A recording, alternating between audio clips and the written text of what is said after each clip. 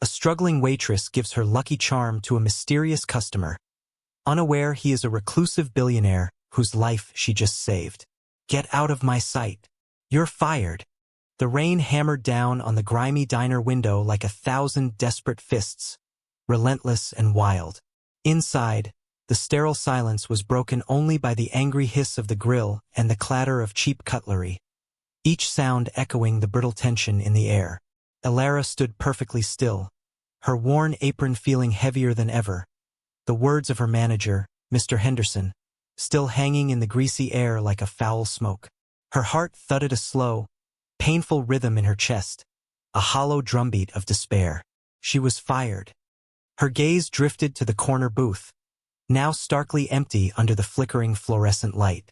Just moments ago, it had been occupied by the quiet man, the one who had sat there for 3 solid hours with a single cup of black coffee, his eyes as haunted as a forgotten graveyard. She had felt a strange, unspoken kinship with his loneliness, a silent acknowledgement of the burdens they both seemed to carry. Now he was gone, and because of him, her world had just splintered into 1,000 sharp pieces. The threadbare fabric of her life, already stretched so thin it was nearly transparent, had finally snapped. Her younger sister, Lily, needed medicine. The rent was overdue. This job, this soul-crushing minimum-wage job, had been the only thing keeping their heads above the churning water of absolute poverty. A desperate knot tightened in her stomach, so sharp and biting it made her wince. The world outside was a torrent of cold, pounding rain, a perfect mirror for the storm of panic brewing inside her. Total silence. She didn't know his name, only the profound sadness that seemed to cling to him like a second skin. He had the gaunt look of a man who had forgotten how to eat, how to sleep, how to live. His clothes were simple, almost shabby, but there was an undeniable quality to the worn wool of his coat, a hint of a life lived differently, a life before this all-consuming grief. For hours, she had watched him, refilling his coffee without being asked, offering a small, sincere smile that he never returned, though sometimes, just for a second, the deep shadows in his eyes seemed to lessen. He was a ghost at a feast of lukewarm gravy and stale bread, and something in her pure heart had ached for him. It was that ache, that reflexive empathy for a fellow sufferer, that had been her undoing. She had seen the 2 men arrive, their suits too crisp, their shoes too polished for this dingy part of town. They stood by his table, their posture commanding, their smiles thin and cold. One of them had murmured something to the other in Low German, a language Elara knew in fragments, taught to her by her late father, a gentle mechanic who had immigrated with little more than hope and a toolbox. She had been clearing the adjacent table, her hands moving automatically, when the words floated over to her, sharp and clear despite their low volume. "Problem mit der Brems?" A problem with the brake. The phrase landed in her mind with the force of a physical blow. Her father had said those exact words once, his face pale with concern, after inspecting a neighbor's car. The second phrase followed, colder still. "Das Paket ist sicher," the package is secure. They were looking at the sad, quiet man. He was the package. A cold dread, sharp and biting, washed over her, and in that instant, the man in the booth was no longer a stranger. He was a soul in peril. She froze. The memory of her father's grease-stained hands, his quiet voice explaining the intricate dance of machinery, was a tender, raw thing in her memory. He had taught her to see the world not just for what it was, but for its hidden mechanics, its potential points of failure. The men's words were a warning siren only she could hear. She saw the quiet man rise, his movements weary, placing a few crumpled bills on the table. He nodded to the 2 men, oblivious, ready to walk into their waiting trap. A vision of Lily flashed in her mind's eye, her small, pale face in a hospital bed, her breath hitched to the rhythmic puffing of a machine. The thought of another family being shattered, of another life being extinguished by malice, was unbearable. Her own suffering had not made her bitter. It had hollowed her out, making more room for the suffering of others. She had to do something. The hesitation lasted only a second, a brief internal battle between self-preservation and her unwavering conscience. Her conscience won. It always did. She dropped her rag, ignoring Mr. Henderson's sharp, questioning glare, and rushed from behind the counter, her cheap shoes slipping on the linoleum. She burst through the diner's front door into the soaking, gasping night. The cold rain was a shock, plastering her thin uniform to her skin in an instant. "Sir!" she called out, her voice thin against the relentless hammering of the downpour. He was just about to get into a sleek, black car that idled at the curb, its gleaming surface a stark contrast to the neighborhood's decay. The two men flanked him, one holding the door open. He turned, his expression a mixture of confusion and annoyance. She reached him, her breath coming in ragged gasps, rainwater and tears mingling on her cheeks. "Please," she begged, her voice trembling. "Don't get in that car." The two men stiffened, their eyes turning to slits of cold fury. One of them took a step towards her, a low growl in his throat. But the quiet man held up a hand, stopping him. He looked at Alara, truly looked at her, and for the first time, she saw past the haunted emptiness to the sharp intelligence that lay beneath. "What did you say?" he asked, his voice a low baritone, surprisingly steady. "I heard them," she whispered, glancing at the men. "They were speaking German. They said there's a problem with the brake. They called you." A package, the confession tumbled out, a frantic, desperate rush of words. She knew how insane she must sound. To prove her sincerity, to offer some fragile ward against the danger she felt so acutely, she fumbled in her apron pocket. Her fingers closed around the small, worn object she had carried every day since her father's death. It was a tiny wooden bird, whittled from a piece of scrap pine, its surface smoothed by years of anxious rubbing. It was her only connection to him, a sacred token of a simpler, safer time. "Take this," she said, pressing the small carving into his palm. His hand was cold, but his fingers closed around the bird with surprising strength. "For luck, just please don't get in that car. Take a taxi. Please," she was pleading now, her dignity washed away by the urgent need to keep this stranger safe. She had nothing else to give. Alistair Sterling stood in the pounding rain, the tiny wooden bird a warm, solid presence in his cold hand. For 5 years, since the day a rigged car accident had stolen his wife, Helena, and his 6-year-old daughter, Sophie, the world had been a grayscale landscape of cynicism and grief. He had retreated from his empire, from his life, hiding behind the disguise of a poor, sad man, testing the world to see if a single drop of sincerity remained. He found none. It was all transactional. Kindness was a currency spent only when a return was expected. Until now, this girl, this waitress with her threadbare uniform and eyes that held the entire world's sorrow, had just risked everything for him. She had no idea who he was. She expected nothing. It was a pure, selfless act, a flicker of impossible light in his cavernous darkness. It was the most profound thing that had happened to him in half a decade. A seismic shift occurred deep within him, a tectonic plate of grief and despair finally cracking under the gentle pressure of her goodness. His heart, a fossilized thing he thought long dead, gave a slow, painful thud. He felt a sob catch in his throat. He looked from her desperate, glistening eyes to the 2 assassins sent by his business rival, their faces masks of barely concealed rage. He made a decision. "Thank you," he said, his voice raw with an emotion he couldn't name. He turned to the men. "I've changed my mind. I'll find my own way." He didn't wait for their response. He turned and strode down the street, melting into the foggy, rain-swept darkness, leaving Alara standing alone on the curb, the cold seeping into her bones as the sleek black car sped away with a furious squeal of tires. She was left with nothing but the echo of her manager's final words. She was fired. The walk home was a blur of weeping streetlights and the relentless drumming of rain on her thin jacket. Each step was a leaden weight, dragging her deeper into the despair that threatened to drown her. The small apartment she shared with Lily felt colder and emptier than ever before, the air thick with the scent of worry and disinfectant. She checked her phone, her hands trembling. A new message from the hospital's billing department. The numbers swam before her tear-filled eyes, a merciless tide of debt rising higher and higher. Lily's specialized treatment, the one that kept her fragile heart beating, was astronomically expensive. Alara's meager paycheck had been a single, fraying rope holding them from the abyss. Now it was severed.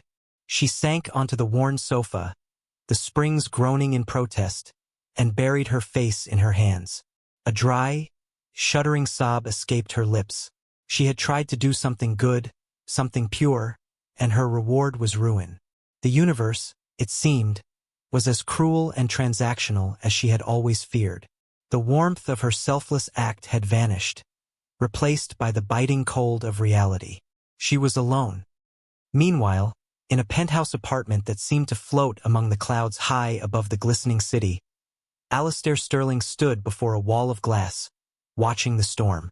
He hadn't stopped moving since he'd left the diner. He'd hailed a taxi, his mind racing, and made a single call to his actual head of security, a grim former intelligence officer named Marcus. The instructions were simple and delivered with a voice of ice and steel that had not been heard in 5 years. There was an attempt. 2 men, black sedan. Find them, and find the girl. He opened his hand and looked at the small wooden bird. It was so simple, so humble. Sophie had owned one just like it. A treasured toy she'd called Pip. The memory, usually a source of unbearable pain, now brought a strange, tender warmth. This girl hadn't just saved his life. She had unknowingly handed him a piece of his shattered past, a relic of the love he thought was lost forever. This act of kindness wasn't just a ripple. It was a tidal wave, washing away the dust and debris that had settled on his soul. A new purpose began to form in the wreckage of his grief. He had to find her. He had to know her story. He had to repay a debt that felt larger than his entire fortune. He would not let her goodness be punished. He would not let her light be extinguished. He would protect it. He clenched his fist around the tiny bird. He would find her. 2 days later, a thick, cream-colored envelope arrived for Alara. It bore the seal of the city's most prestigious children's hospital. Her heart pounded as she tore it open, expecting another final notice, another threat of discontinued care. But the words inside made no sense. She read the letter once, then twice, her brow furrowed in disbelief. It was a formal notice from the hospital administration.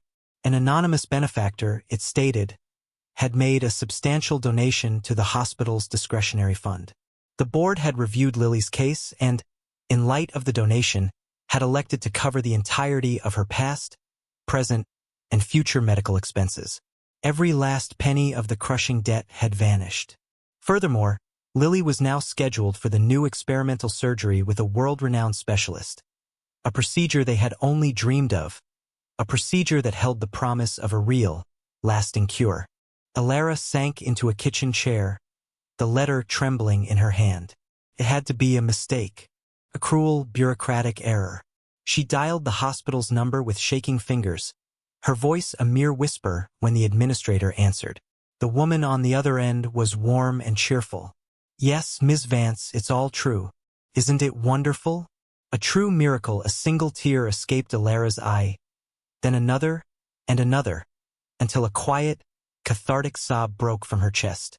It wasn't the sound of despair, but of a dam of unbearable pressure finally breaking. It was the sound of hope. She didn't know who had done it. She didn't know why. But somewhere in the cold, indifferent city, an angel was watching over them. She was safe. Alistair watched the report from his private investigator scroll across a tablet screen, his face impassive. He saw a photo of Alara, her smile gentle even in the grainy image. He read about Lily, her rare heart condition, the years of struggle. He saw the termination notice from the diner. He saw the eviction warnings from her landlord. The sheer scale of her quiet, dignified desperation was a physical weight in his chest. And through it all, she had stopped to save a stranger. He had made the donation through a dozen shell corporations, a ghost in his own financial machine, ensuring the gift was utterly untraceable. Watching her suffering from afar had been a form of self-flagellation, a reminder of the world's cruelty. but alleviating it, that was something new. A warmth spread through his limbs, a feeling so foreign he barely recognized it. It was the feeling of doing good. It was the feeling of connection. But it wasn't enough. A hospital bill was just money. It didn't solve her unemployment. It didn't give her security. He wanted to be closer, to watch over this rare, precious person, to ensure no harm ever came to her again. He picked up his phone and dialed Marcus. "Create a new position," he said, his voice quiet but firm. "Personal assistant at the Sterling Philanthropic Foundation's new urban renewal project. Make the salary generous. And make sure the job offer finds its way to one person and one person only." He hung up. He would see her again. He had to. He would hide in plain sight as a quiet employer, and he would keep her safe. He needed it. The job offer came via a high-end recruitment agency a week later. Alara was stunned. The Sterling Philanthropic Foundation was a name she'd heard whispered in news reports, a titan of charity. The position was for a personal assistant to the project director of a new community initiative. The salary was more than she had ever dared to dream of. It felt like another clerical error, another piece of impossible luck. With deep trepidation, but with the newfound freedom her sister's health provided, she accepted the interview. The address led her not to a gleaming skyscraper, but to a stately old brownstone in a quiet, tree-lined neighborhood. The interior was all polished mahogany and soft, amber light, a world away from the harsh fluorescence of the diner. It was quiet. A deep, respectful hush filled the air. A polite receptionist led her to a large office on the top floor. The room was beautiful, lined with books from floor to ceiling, with a large oak desk sitting before a window that overlooked a small, peaceful garden. A man stood with his back to her, looking out the window. "Mr. Ashworth will see you now," the receptionist murmured, and quietly closed the door behind her. The man turned. It was him, the sad, quiet man from the diner. His clothes were different now, an impeccably tailored but simple gray suit, a crisp white shirt. The haunted look was still in his eyes, but it was softer now, the edges blurred by something she couldn't quite name. A flicker of recognition, of shock, passed between them. He was Mr. Ashworth, her potential new boss. He froze. "You?" Alara breathed, her hand flying to her mouth. Her heart, which had just started to find a steady rhythm in this new, hopeful chapter of her life, began to hammer wildly against her ribs. He simply nodded, a slow, solemn motion. "Me," he said. His voice was the same low, steady baritone she remembered. "Please have a seat, Ms. Vance." He gestured to a plush leather chair. His movements calm and deliberate, designed to put her at ease, though they did anything but. The silence in the room deepened, thick with unspoken questions. Alara sat, her posture rigid, her mind reeling. Was this a trap? A bizarre coincidence? "You are Mr. Ashworth?" she asked, her voice barely a whisper. "I am," he confirmed. "And you are the woman who saved my life." The statement was simple, declarative, and it hung between them, undeniable. I don't understand," she stammered. The job, he gave her the ghost of a smile, the first she had ever seen on his face. It was a sad, tired thing, but it was genuine. "The job is real, Ms. Vance. The foundation is real. I needed an assistant. My people found your resume. They said you were the best candidate. It was a lie, of course, but a gentle one." He could see the fear and confusion in her glistening eyes, and his reawakened heart ached with the need to soothe it. He had orchestrated this, pulled the strings of his vast fortune to bring her here, to this safe, quiet room. But he couldn't tell her that. Not yet. It would be too much. He had to earn her trust, not buy it. He had to be Mr. Ashworth, the quiet director, not Alistair Sterling, the billionaire phantom. He was terrified of frightening her away, of tarnishing the purity of their first encounter with the vulgar weight of his wealth. So he began the interview, asking her simple questions about her skills, her experience. He was gentle, respectful, his gaze unwavering. Slowly, painstakingly, Alara's panic began to subside, replaced by a profound curiosity. This man was an enigma, a puzzle of heartbreaking sadness and quiet power. And against all logic, she felt a pull, a desire to understand the story behind his haunted eyes. She got the job. Weeks melted into a quiet, steady routine. Alara thrived in the calm, purposeful environment of the foundation. She was a natural organizer, her quiet competence a balm to the office's gentle hum. She managed Mr. Ashworth's schedule, typed his letters, and brought him tea, which he always accepted with a soft, grateful nod. They spoke little of personal matters. Their interactions were professional, yet beneath the surface, a fragile, unspoken bond was forming. She learned the rhythms of his grief.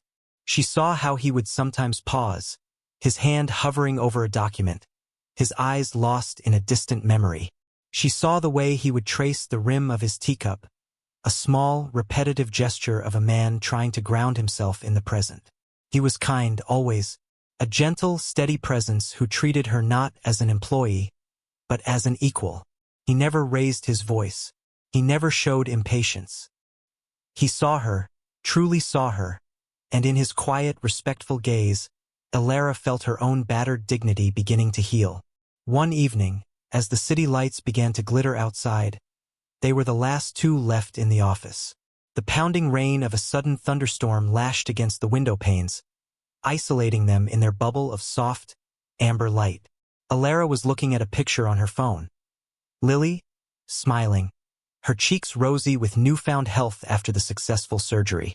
A wave of profound gratitude washed over her, and a tear slipped down her cheek. Alistair saw it. He walked over from his desk, his footsteps soft on the thick rug. "Is everything all right, Alara?" he asked, using her first name for the first time. His voice was full of sincere concern. She looked up, her expression raw and vulnerable. And in the safety of that quiet room, with the storm raging outside, she began to talk. She told him everything about Lily, about the years of fear, the crushing weight of the medical bills, and then the miracle. "Someone," she said, her voice thick with emotion. "Some incredible, anonymous person paid for everything. They saved her. They saved us. I don't know who they are, but I pray for them every single night." Alistair listened, his expression unwavering, his chest tightening with a complex mix of guilt and a deep, tender affection. Her heartfelt gratitude for a gift he had given so easily was almost more than he could bear. He saw the pure, unadulterated goodness of her soul, and he felt profoundly unworthy. He wanted to confess everything, to tell her it was him, but the words caught in his throat. It still wasn't the right time. The confession would change everything, and he was terrified of losing this fragile, authentic connection they had built. Instead of words, he acted. He went to the small kitchenette adjoining the office and prepared a pot of tea, his movements practiced and soothing. He brought a steaming mug back to her, placing it gently in her trembling hands. The simple, warm gesture was more comforting than any platitude could ever be. It was an act of quiet care. "She is lucky to have a sister like you," he said softly. The sincerity in his voice made her look up, and she saw the shared sorrow in his eyes. It was a mirror of her own. Emboldened by his empathy, she asked a question she had been holding for weeks. "And you, Mr. Ashworth? You always seem so sad." The question hung in the air. He could have deflected, could have retreated behind his professional mask. But looking at her earnest, compassionate face, he found he couldn't. Her vulnerability had unlocked his own.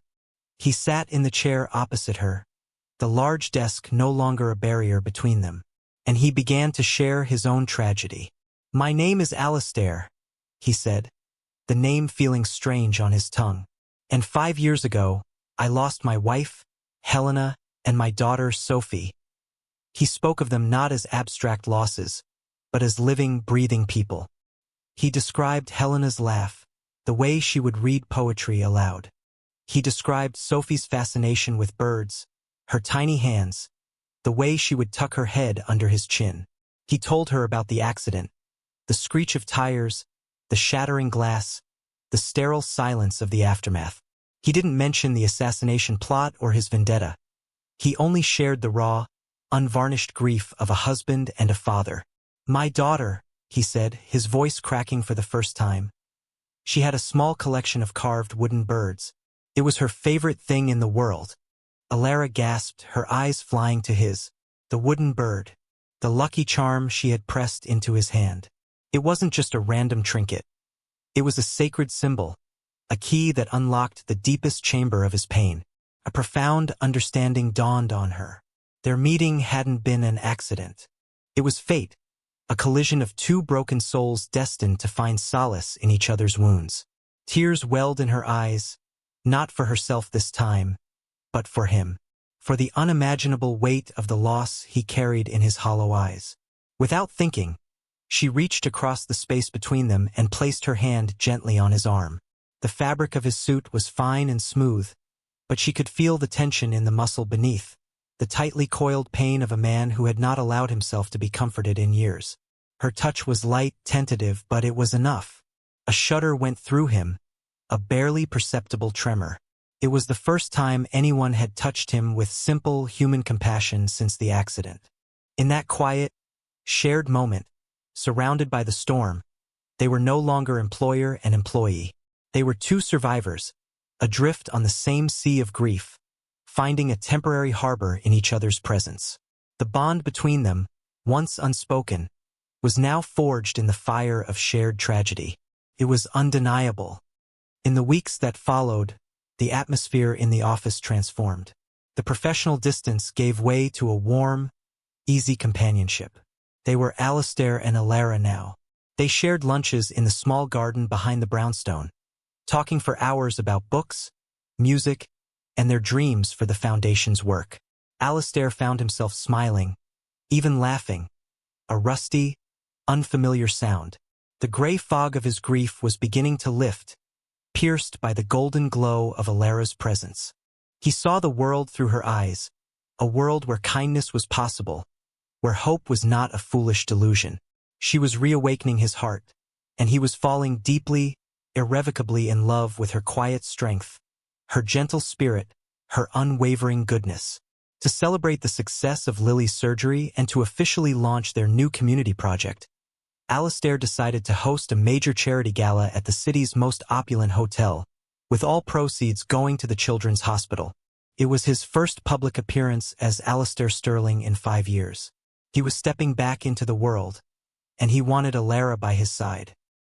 He bought her a dress, a simple but exquisitely elegant gown of deep sapphire silk that matched the quiet dignity of her eyes. She protested the extravagance, but he insisted, telling her she was not his assistant for the evening, but his honored guest. When she emerged, ready for the gala, he was speechless. The dress didn't make her beautiful. It merely revealed the beauty that had been there all along. For the first time, he saw not a sufferer, not a survivor, but a radiant, strong woman. His heart clenched with a fierce, protective love. He was ready to show her who he was. He was ready to give her the world. But he had no idea that the ghosts of her past were waiting for them in the glittering ballroom. The ballroom was a cavernous space of polished marble and cascading crystal chandeliers, filled with the city's elite. The air hummed with polite chatter and the soft strains of a string quartet. Alara felt like an imposter, a simple sparrow in a cage of peacocks. She clutched Alistair's arm, her only anchor in this overwhelming sea of wealth and power. He seemed to sense her discomfort, leaning down to whisper in her ear. "You belong here more than any of them." His steady presence gave her courage. She began to relax, to marvel at the ornate beauty of it all, feeling a tentative flutter of excitement. The hospital's director gave a speech, publicly thanking the Sterling Foundation for its immense generosity, and Alistair received a round of thunderous applause, which he accepted with a humble, quiet nod. It was during this applause that Alara felt a chill run down her spine. Across the room, a woman with a face like sculpted ice was staring at her, her eyes filled with a venomous hatred that was shockingly familiar. It was Mrs. Delacroix, her former mother-in-law, the woman who had blamed Alara for her son's decision to leave the family fortune, and who, after his untimely death in a climbing accident, had transferred all that blame and grief into a relentless campaign of cruelty against Alara. Their worlds collided. Mrs. Delacroix began to move towards them, a predator closing in on her prey. Her diamonds glittered like chips of ice, her couture gown a sheath of cold disdain. "Well, well," she hissed, her voice a low, cultured poison that cut through the surrounding chatter. She stopped directly in front of Alara, ignoring Alistair completely. "I should have known. You always did have a talent for latching onto men with money." The attack was so sudden, so vicious, that Alara felt the air leave her lungs. A small circle of silence formed around them as nearby guests turned to watch the unfolding drama. "Mrs. Delacroix," Alara began, her voice trembling. "Please, not here." But the woman would not be deterred. This was her stage. "Don't you Mrs. Delacroix me, you little tramp?" she snarled, her voice rising. "You destroyed my son. You filled his head with nonsense about living a simple life, and now he's gone. And look at you, already moved on to your next victim." She gestured around the opulent ballroom. "You're a long way from that greasy spoon diner, aren't you? Tell me, does this one know he's consorting with a gutter snipe? Does he know your family is nothing but a pile of debt and disease?" The words were like physical blows. Alara turned pale, her face a mask of shattered dignity. She stood tall, refusing to cry, refusing to give the woman the satisfaction. But inside, she was splintering. The public humiliation was a fresh hell, peeling back the new, fragile layers of her healing to expose the raw wounds beneath. She felt hundreds of eyes on her, judging, whispering. She was overwhelmed. It was then that Alistair moved. He had been standing in cold, silent fury, his entire being coiled like a spring. He now stepped forward, placing himself slightly in front of Alara, a protective shield. He put a firm, steadying arm around her shoulders.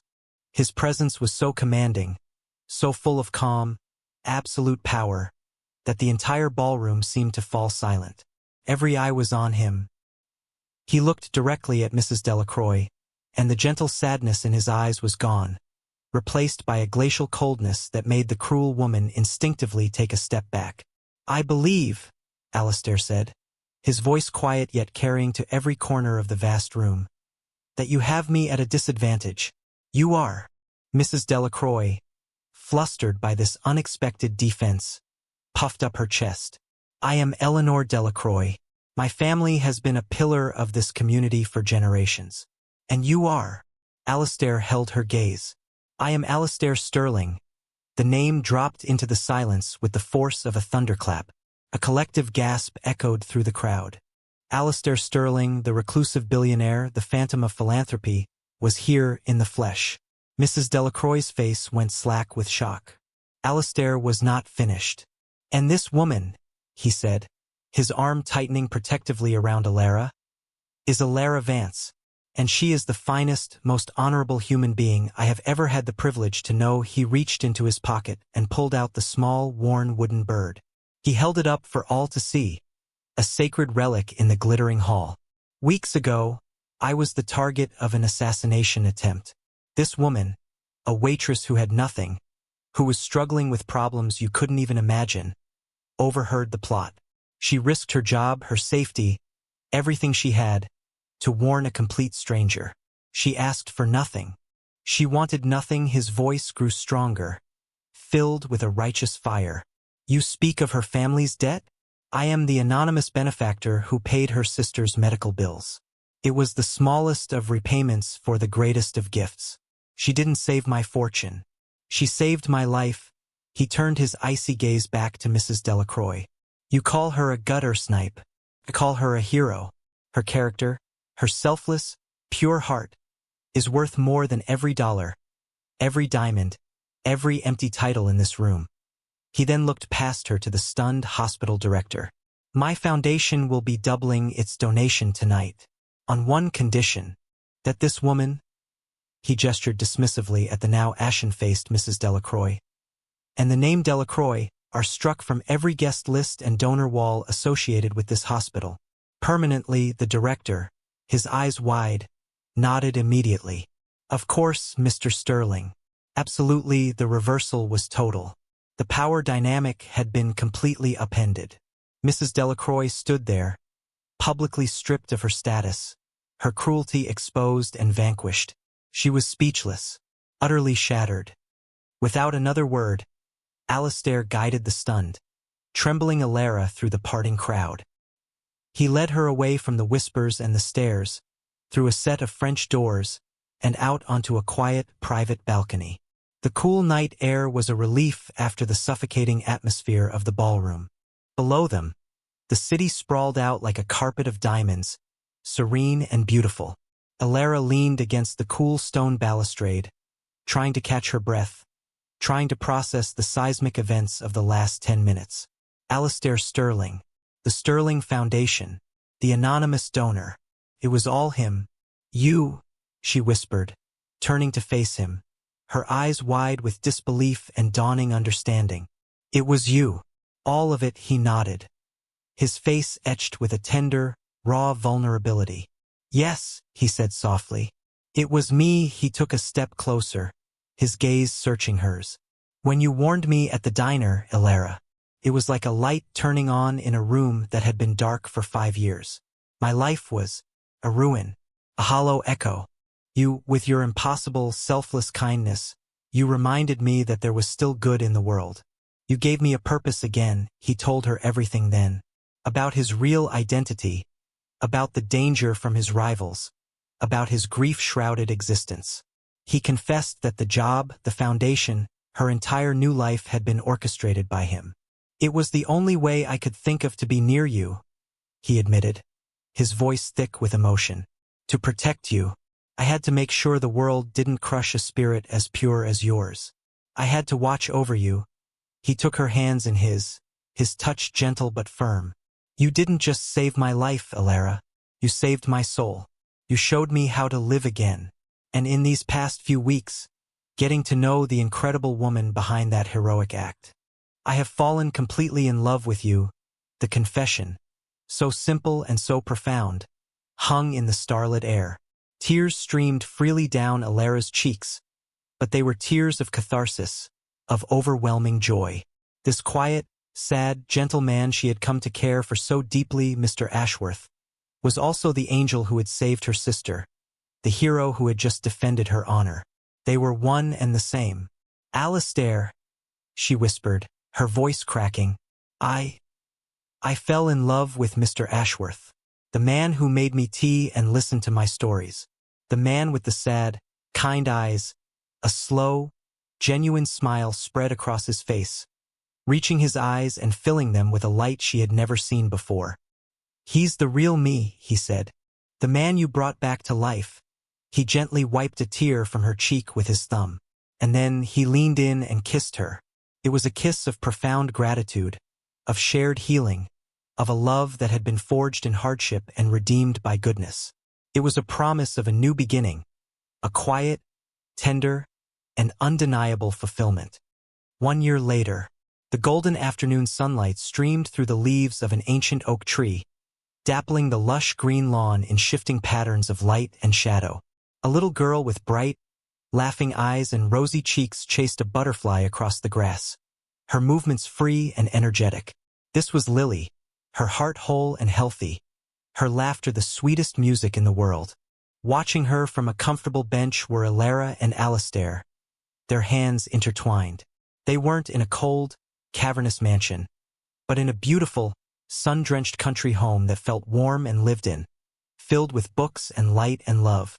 Alara's other hand rested on the gentle swell of her belly, a silent testament to the new life blooming within her. She leaned her head on Alistair's shoulder, a gesture of perfect comfort and peace. The haunted look in his eyes was completely gone, replaced by a steady, unwavering adoration as he looked at her. The ghosts of their pasts had been laid to rest, their shared grief transformed into a deep, resilient joy.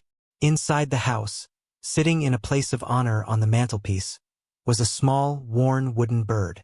It was not a symbol of loss or a reminder of danger, but a sacred relic of the moment. A selfless act of kindness rewrote their destinies and proved that even in the deepest darkness, a single flicker of light can save a soul. This story is a testament to the profound, rippling power of a single, selfless act. It is a fable for our times, reminding us that true wealth is not measured in dollars, but in the courage of our convictions and the depth of our compassion. Alara, with nothing but a pure heart, offered kindness without expectation of reward, and in doing so, she not only saved a life but redeemed a soul lost to grief. Alistair, who had all the money in the world, discovered that the only true investment is in the goodness of others. Their journey from shared tragedy to shared joy illustrates a timeless truth. The most powerful force on earth is a love born from empathy and sealed by unwavering devotion. If this story touched your heart and reaffirmed your faith in the power of kindness, we hope you'll carry its message with you. In a world that often feels transactional and cold, remember the story of the waitress and the billionaire. Remember that your own small acts of goodness, offered freely and sincerely, could be the miracle that saves someone, in ways you may never even know. Every gesture of compassion has the potential to start a chain reaction of healing and hope. For more soul-stirring stories that celebrate the triumph of love and the human spirit, please like, share, and subscribe to Soulful Love Tales. Your support allows us to continue bringing you these heartwarming and inspiring narratives. We'll see you in the next one.